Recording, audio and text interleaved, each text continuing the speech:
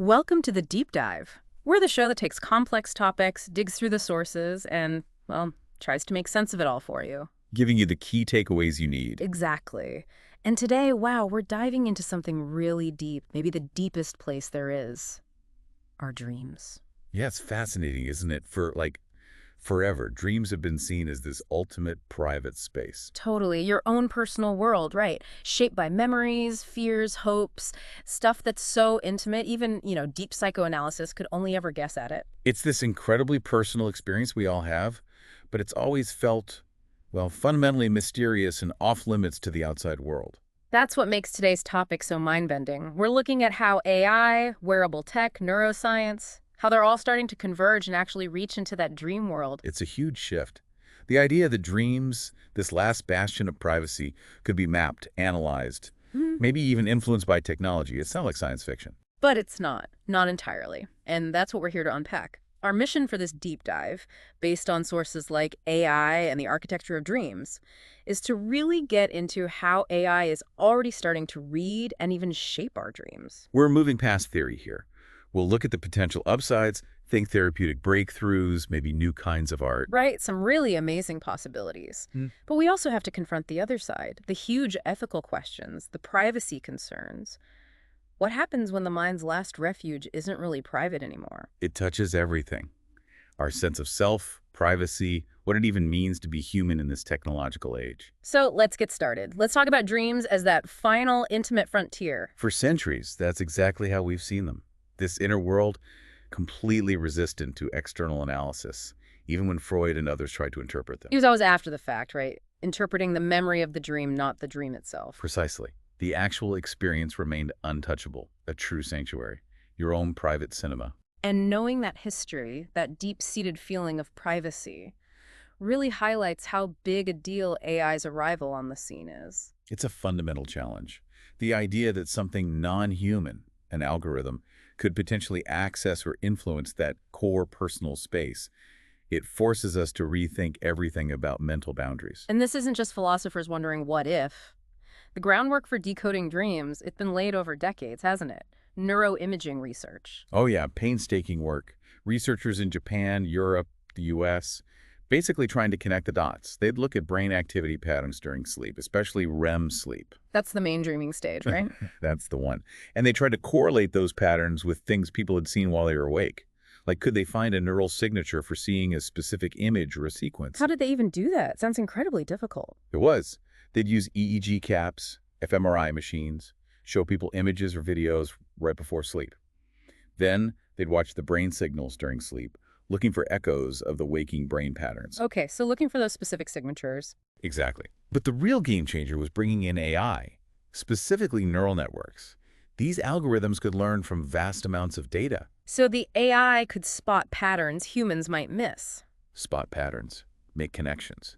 If a certain burst of neural activity consistently showed up when someone saw, say, a dog while awake, the AI could learn to recognize that dog pattern, even in the noisy data from sleep. Wow, so it's like teaching the AI to read the brain's dream language. In a sense, yes. Moving from just observing brainwaves to actually starting to interpret the content. And the result of all that, what came out of it? The first, very crude reconstructions of dream imagery.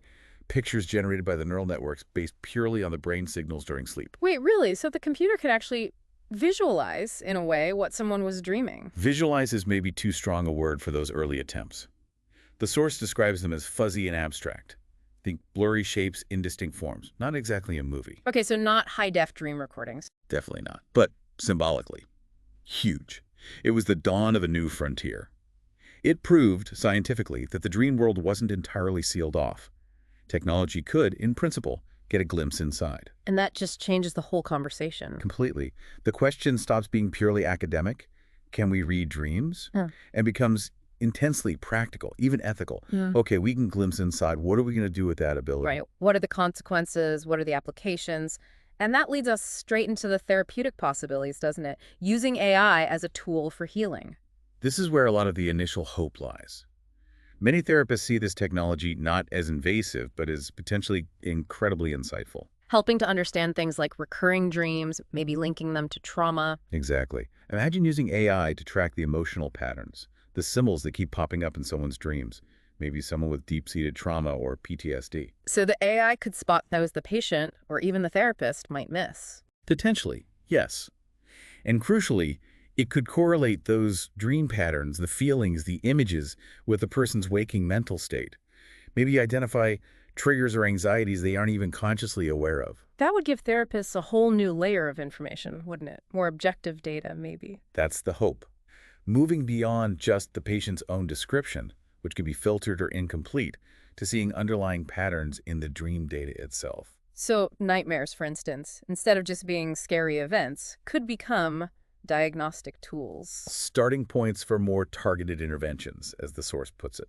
If the AI helps pinpoint the specific symbols or emotions tied to waking distress, therapy can become much more focused. You're turning the nightmare itself into part of the treatment plan. In a way, yes. Mm-hmm. And then there's lucid dreaming. Right.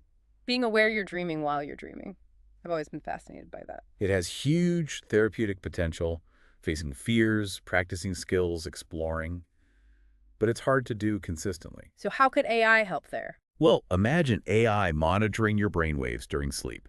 It could detect when you're entering REM sleep, and then, at just the right moment, provide a subtle cue. A smart cue. Like what? Maybe a specific sound, a gentle light flash from a wearable, a vibration, timed precisely when your brain is most receptive to becoming lucid. So it could nudge you into awareness within the dream. That's the idea, helping people achieve lucidity more reliably. This could empower them to confront nightmares safely, practice coping strategies, or just have more control over their dream experience. The potential for mental health seems enormous, a whole new dimension to therapy. It really is. It's moving towards a future where technology and therapy are much more integrated, working directly with the subconscious. Okay, that's the hopeful vision, healing, insight. But then we get to the even more radical possibility, as the source calls it, engineered dreams. Right. This is where it gets, well, both fascinating and maybe a bit unnerving. The big question, if AI can read dreams, can it also write them? It's the logical, if daunting, next step. If we can decode the neural language, can we learn to encode it too? Can we actively shape the dream narrative? Turning something spontaneous and personal into a custom-made experience. That's the revolutionary idea. Yeah. And it's not pure fantasy. There are already early experiments. Like the Dormio project at MIT. Exactly. They showed that simple suggestions, maybe just a word, whispered during that half-awake, half-asleep state, the hypnagogic state. That drowsy phase just before sleep hits. Yeah. Those suggestions could actually influence the content of the dreams that followed. Wow. So even simple audio cues can nudge the dream content. It seems so, based on that research. Yeah. And if you can influence it with simple cues, the thinking goes maybe with more sophisticated techniques, you could influence complex dream scenarios. Like ordering up a dream. The source gives examples like requesting a calming forest dream if you're stressed, or maybe asking for a journey through an imaginary universe just for fun or inspiration. So instead of just hoping for a good night's sleep, you could curate your dream playlist. Potentially. The dream becomes less something that happens to you and more something you design or choose. A custom mental experience. Fascinating, but also Unsettling. Exactly. Yeah. Because if dreams can be engineered, who's the engineer? And for what purpose? This is where the ethical alarm bells start ringing really loudly, isn't it? Commercial exploitation. It's an obvious concern. The source paints this almost dystopian picture of companies finding ways to slip advertising messages into your dreams. Dreamvertising. It sounds absurd, but But is it? Think about how much effort goes into influencing our choices when we're awake, using algorithms, our feeds, our search results. They're constantly nudging us. so why wouldn't they try to reach us when our defenses are down, literally while we're asleep? If the technology allows it, the incentive is certainly there. Imagine waking up with a strange craving for a certain soda or a sudden urge to buy a particular car with no idea why. That's chilling. It makes the right to dream privately incredibly urgent. It's not just philosophical anymore. It becomes a fundamental right we might need to actively protect with laws and regulations. Because dream data. Oh, right, the data itself. The source says it could be more valuable than our browsing history. Why? Well, think about it. Your browsing history shows what you're consciously interested in, what you click on. Your dreams, they tap into something deeper. Subconscious stuff. Fears, desires we don't even admit to ourselves. Exactly. Unexpressed desires, hidden anxieties, maybe even primal motivations. That kind of data offers a level of psychological insight far beyond what clicks and searches reveal. So advertisers could target us based on our deepest, perhaps even unacknowledged vulnerabilities or wishes. That's the fear. Crafting messages that resonate not just with your stated preferences, but with your subconscious landscape. It's manipulation on a whole new level. Mhm. The privacy implications are just immense. So we have this incredible therapeutic promise on one side and this potential for deep manipulation and privacy invasion on the other, a real double-edged sword. Absolutely. And that duality, that mix of light and shadow, continues when we look at the creative possibilities. Right, the source mentioned a luminous, almost poetic side to all this. How so? Artists are often the first to play with new technologies. Imagine artists using AI to translate their dream diaries, those fragmented symbolic narratives, into actual visual art. So feeding the dream description into an AI, and it generates images or even animations? Precisely. And not just a single image, but potentially endless variations, explorations of the dream's themes and symbols. The source says a new visual language emerges, one that's born from the subconscious but becomes tangible, shareable. It's like collaborating with your own subconscious, using AI as the bridge. Yeah, think of a painter's recurring dream motifs being expanded by AI into vast, evolving landscapes that still hold the unique signature of their inner world. It makes the ephemeral tangible. That sounds genuinely exciting, turning fleeting dreams into shareable art. But then the source goes even further. Collective dreams. That sounds like pure sci-fi. It does. But apparently it's grounded in early experiments. The idea involves advanced brain-computer interfaces, BCIs. Connecting multiple minds. Essentially, yes. Hooking people up through a kind of virtual neural network that could synchronize or merge their sensory input during sleep. So multiple people could co-create and experience the same dreamscape. That's the theoretical end goal. It's incredibly complex, obviously, but the source mentions researchers have already managed some basic brainwave synchronization between pairs of people connected this way. Wow. Early days, but the concept itself. It's mind-bending. If they could stabilize those signals, refine the interfaces, we might literally talk about shared dreams. Imagine the level of empathy, understanding, or even collaborative creativity that could come from that. A level of intimacy we can barely comprehend now. Truly. But, and it's a huge but, The risks. There have to be huge risks. profound risks. The source lists them. Losing your individual dream identity. If your dream isn't just yours anymore, who are you in that space? And vulnerability to manipulation, right? If the collective dream can be influenced. Who's doing the influencing? Could a shared dreamscape become a tool for propaganda or control? And the big one, the mind's last private space becomes just another network to be monitored, data mined, exploited. It's that frightening possibility again, that the sanctuary gets breached, becomes public, controllable. It could mean the end of the dream as we know it, the inviolable personal space.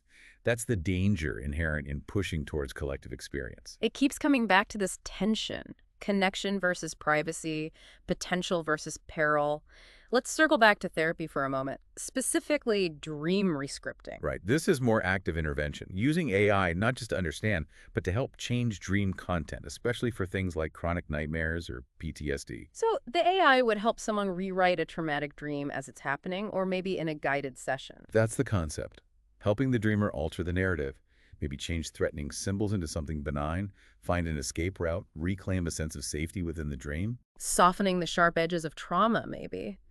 Giving the dreamer back some agency. Exactly. And the source mentions clinics are already experimenting with this kind of AI-assisted therapy. It's happening now, in its early stages. But the source also flags major risks here too, doesn't it? Because dreams are so complex. They're deeply tied to emotional processing, memory.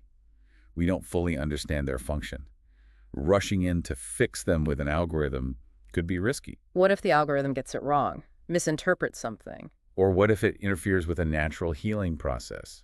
Some distressing dreams might actually be the mind's way of working through something difficult. So erasing a dream, as the source asks, what does that mean if that dream, however painful, was actually necessary for healing?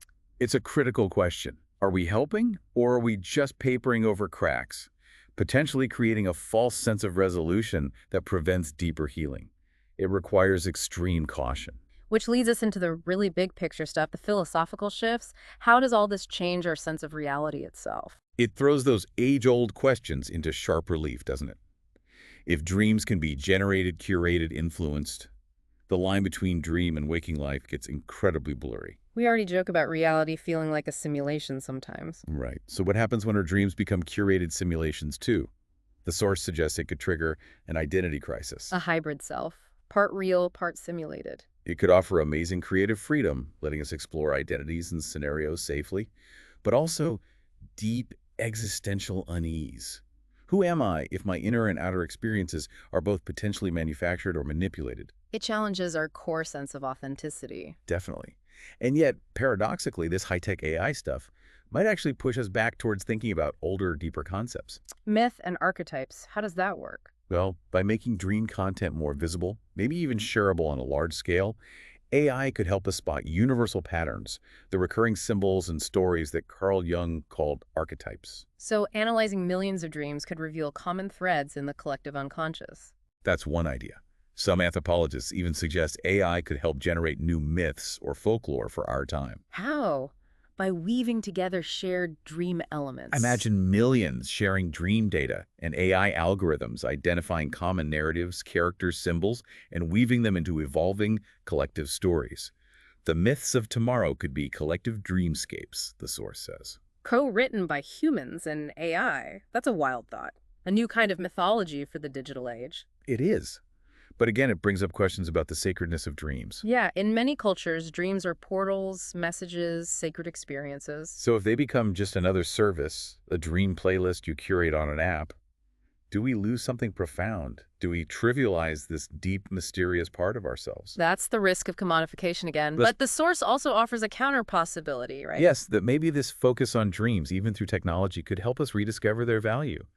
Maybe AI could help us become, as the source poetically puts it, explorers of our own minds, learning how to be poets, how to be vulnerable, using dreams consciously for growth and creativity. So it could go either way. Trivialization or a renaissance of inner exploration. Where does that leave us looking ahead? What are the predictions? Well, nobody knows for sure, of course. But some futurists see things like dream banks becoming real in the next few decades, places to store your dreams. Like a digital diary, but much Yeah. more immersive. Personal dream archives. Exactly. Maybe even cloud platforms where you can store, revisit, maybe even share your dream experiences like photos or videos. Imagine re-experiencing a powerful dream years later. The potential benefits seem huge. Therapy, creativity, maybe even spiritual insight. Absolutely. But the warnings are just as strong. The fear of being trapped in pre-programmed dreams, where sleep isn't rest or escape, but just another platform for data harvesting and influence. Another battleground for our attention, even when we're unconscious. That's the dystopia we need to guard against. So it's clear we're at a crossroads. AI is here, and it's coming for our dreams, one way or another. This primal personal space, Mm-hmm. it could become an amazing site for human-machine collaboration, for healing, for art.